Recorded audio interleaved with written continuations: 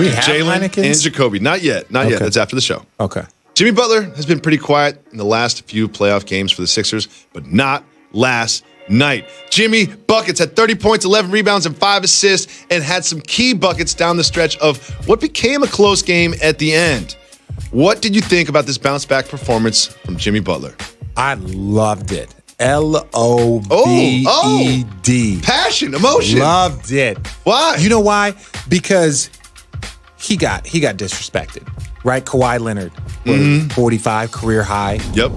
Pascal Siakam murdering. He was like 12 for 15. Like they were destroying them, and those were their the two guard and the three man. Two perimeter guys literally destroyed them single-handedly, and they were so efficient, and there was no resistance. And this is why I've always respected Jimmy Butler. Say what you will about locker room presence. Sure. Say what you will about whether or not how the Bulls ended. I don't care about that. You know what Jimmy Butler does? He competes. And in a game one where you get embarrassed and the two perimeter guys go out there and dominate, right? You got, maybe the best perimeter guy, right? In Kawhi, like obviously you have Dame Lillard, you have, Steph Curry, you got KD. Gotcha. But I'm saying he's in the conversation. He's in the conversation. And you got Pascal Siakam, one of the, young, up and coming, rising, quiet stars in this league. And they just dominated him. But what did he do? He showed up with 30, 11, and 5. And they played great defense, held him at 36% from the field. That's what I need. That's playoff basketball. So, I know you remember game one against the Nets when Jimmy had 36 points. And it was like, ooh, this is Jimmy, playoffs is here. Yeah. And then there's been a little dip in production since then. And with Embiid having his stomach problems and, and Ben Simmons, we know who he is. And Tobias Harris hasn't really asserted himself. I feel like Jimmy was like, you know what? They need me tonight. And it was kind of a must-win game. Yeah, and it's one of those things where, we talk about the Denver Nuggets and Nikola Jokic, and they are better when he's aggressive. Yes. I firmly believe offensively, it is all about Jimmy Butler, and it's all about Joel Embiid. If it ain't Joel Embiid getting the ball in the post. It wasn't Joel Embiid last night. No, but I'm saying if it's not him getting the ball in the post, their second focus needs to be Jimmy Butler.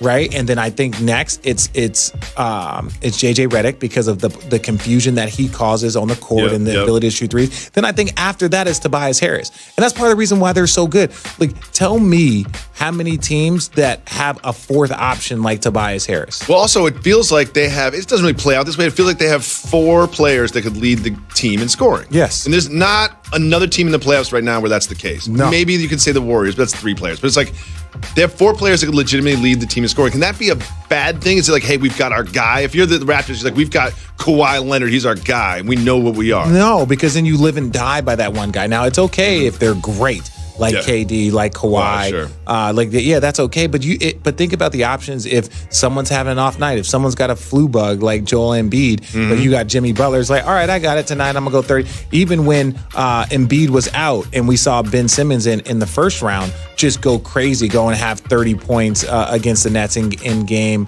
I want to say it was game 3 in Brooklyn. And in Brooklyn it was game 3. So you look at that and you're like, no, to have those options and to have different ways that you're able to play.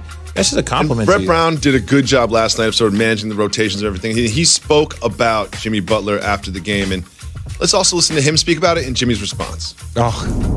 This was James Butler. Like, that was the adult in the gym. Coach came in here and he said, this wasn't Jimmy Butler tonight, it was James Butler because how mature. My name isn't James. It literally is Jimmy. My name isn't James. It literally is Jimmy. It literally is Jimmy. So it makes me wonder, is Jimmy on his birth certificate? Yeah, yes. Oh, it's on his birth certificate. You know what? Good for him. Yeah. Good for him. Get my name right. Yeah, say what you want, but just get my name right. Say my name. Yeah. Say my name. Say my name. But no, I think that's funny. But that is true. Like, what Coach was basically trying to say is that was some grown man-ish, right? Because he has some young players. Like, he's got young stars, and he was like, you know what? This is what you get from a veteran in a back against the wall game. So I remember my, Eddie Jordan, former coach of the Wizards, former Laker player, one of my assistant coaches. Like, we'd be like 2 minutes into a game, and he'd be like, yo, I need a man's rebound. And then it's like, you're like, what's a man's rebound? Then in video, he'd be like, you see this ball right here? There's 30 seconds to go in this game. If we get this rebound, there's 5 people trying to go. The person that comes down with it, that's the man right there. That's the man. That's the man. Going up and getting Go it. get that. I need a rebound. I need someone to go in there and get a man's rebound. And Jimmy played a man's game. He did. Right? Just aggressive. Stuff that didn't show up in the stat sheet and everything. But the Celtics, I mean, the Sixers were ahead. They were playing well. It sort of felt, especially in the first half, at the end of the first half, it was like, okay, this is going to be their bounce back game. But the Raptors crept back in, and that crowd got into it. And at the end of the game, they had a key possession, down by 3. Let's watch what happens. Watch very closely to Kyle here, and they're like, oh, they lost the ball, but they didn't. This scrambling leads to a wide open Danny Green 3. Danny Green, not a great night. And then they eventually secure the ball, get fouled, and finish out the game. But just let's watch this again. Did he? No, he did not. No. Did he? No. He didn't, right?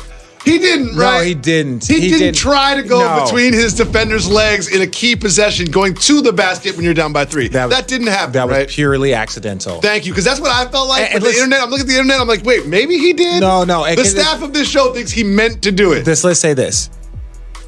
At the end of the day, have we ever seen Kyle Lowry with that type of sexy in his game? He's got a lot of game, but not a lot of sexy. Not a lot of sexy. That's fair. Now, if he's never done it before in a basketball court, he wouldn't try to do it then. If that was Kyrie or Chris Paul. Or Drew League. Or you know what I mean?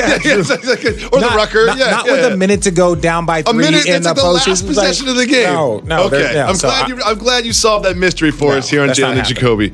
Well, the Philly bench, as I mentioned before, like Brett Brown tried some new things. Greg Monroe, who has played for, I believe, all 4 teams left in the Eastern Conference playoffs, had himself a game. Greg Monroe had trouble finishing in the Nets series, but not last night. I mean, he didn't put up huge numbers, but look at these plays. He's doing stuff. That's Kawhi and Marc Gasol he's splitting to get that bucket. What do you think about his response? I think this is what the postseason is about. This is why I love the postseason, right?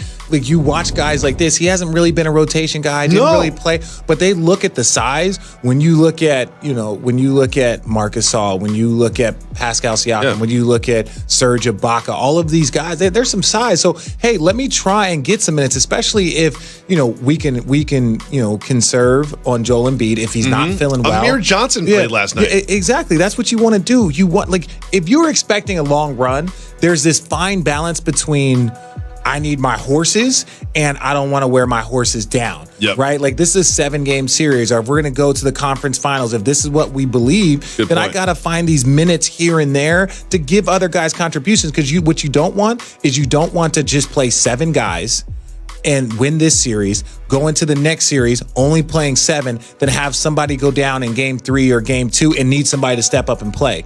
Giving 5-10 minutes here and there will keep players engaged, will keep them focused. I mean, I love it when you're on the show because you've got this really good, NBA insight from your experience.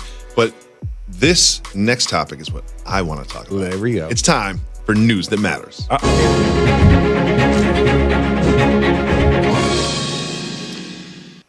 This tweet you're about to see is from the official blue checkmark Twitter account of the Indian military. Okay, so this is not an individual who is tweeting this.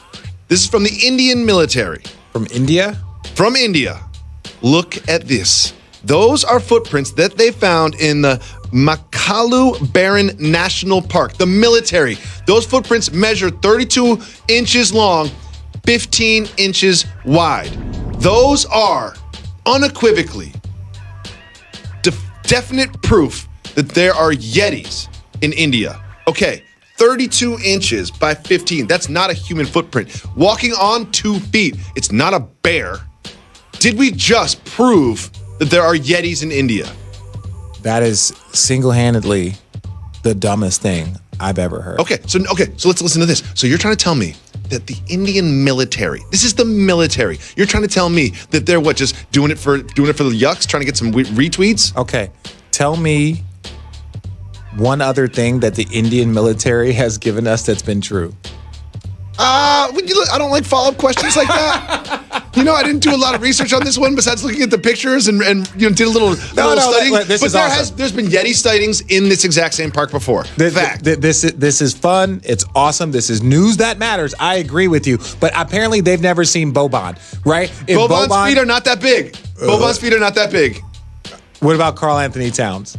No. 32 inches? That's like this big. I don't. It's almost 3 feet. I don't sing unless I hear music.